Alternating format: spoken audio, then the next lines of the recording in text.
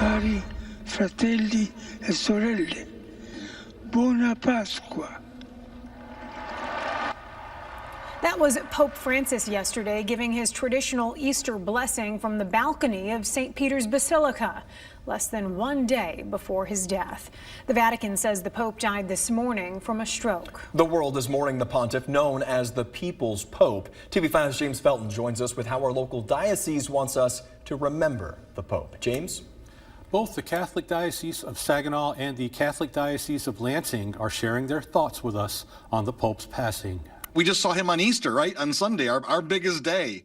And a lot of us were encouraged that maybe he was on the rebound and would be getting better. But obviously, the Lord had a different plan. John Gonzalez is the Director of Communications for the Catholic Diocese of Saginaw. That entity released a statement from Bishop Robert Gruss. Gonzalez tells us Gruss got the chance to meet Pope Francis in 2019. Bishop, totally humbled by that opportunity, could feel the grace of God in his presence, and reflected on that this morning when we talked about today. We also spoke with Father Steve Mattson, who is part of the Catholic Diocese of Lansing. Mattson told us about the legacy Pope Francis leaves behind. He himself said, kind of made a mess, stirred things up. There was a sense in which he wanted to shake up the way things had been, and I think that that's true. And the church, he invited us as ministers to go to the peripheries and to have, as he famously said, the smell of the sheep, which means to really know the burdens and struggles and sorrows and hopes and aspirations of the people of God,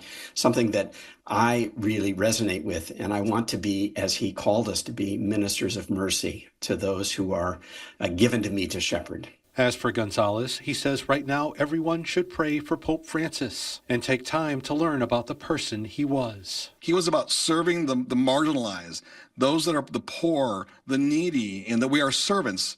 You know, Pope Francis wanted us to be servants of God. And how do we serve? You know, we're going out there and doing the work. And hopefully this is an inspiration, not only to those in the Catholic faith, but for those who are just looking for a purpose in life.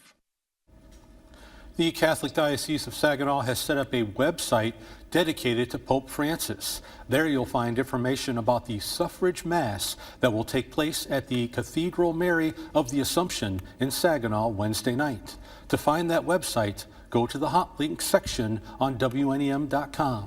Back to you.